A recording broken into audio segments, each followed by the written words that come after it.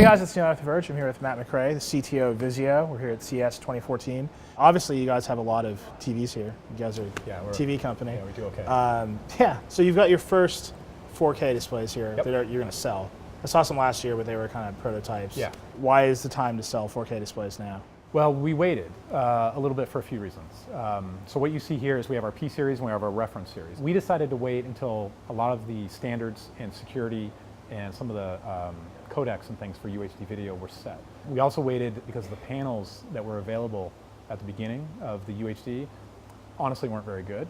And the panels you see here actually very, very high quality. They're all second, third generation UHD panels. In the case of the reference series, they're actually custom Vizio panels that we've developed internally. We wanted the picture quality to be right. It had to be a leap forward, not a step forward. And we didn't want to strand any of our users where, a year from now, a bunch of UHD peripherals come out and they don't work. Yeah. Or some streaming providers start announcing UHD streams and they don't work. Well, that's the big question, right? So you're finally selling the TVs.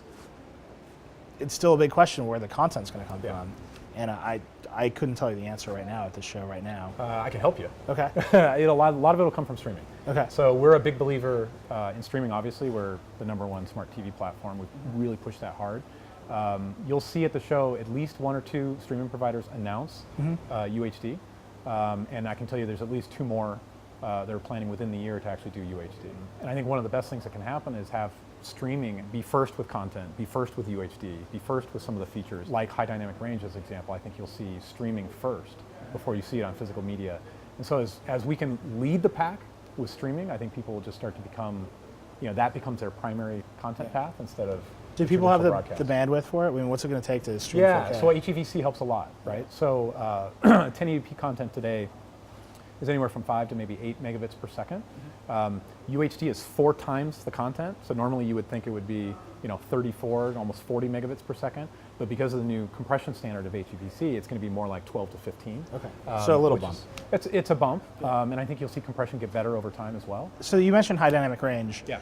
The things I've seen at CES that actually look good, I think the high dynamic range, the Dolby Vision, that looks really incredible. Yeah. What's going on there? 4K is great. I mean, it 4 times the resolution, you get close display, it looks amazing. On very large displays like we're showing here, it becomes almost a necessity because the pixels would get so big on 1080p. So 4K is great, but what we're more excited about is actually color fidelity and color spectrum and high dynamic range, which really extends the amount of color information.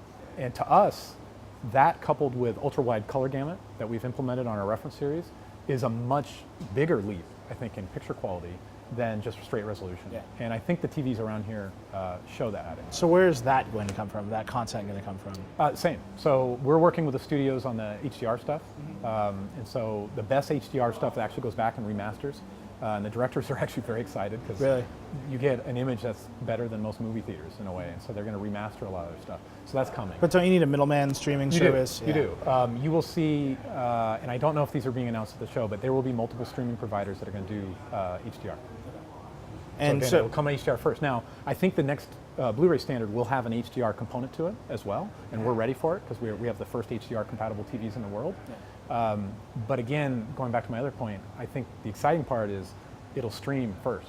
A lot of these new technologies will get you over the internet before the physical media standards actually catch up. But is that the disruptor? I mean, the question you and I have been talking about for years now is how do I get rid of cable box? How to get rid of input 1? Yeah. You see what the game console guys are trying to do to put smart OS over top of that. Is content going to really drive the way here? They will. You think people can see it? I mean, that's really the question. I think so. What I would say is ultra high def in the right circumstance makes a pretty big difference.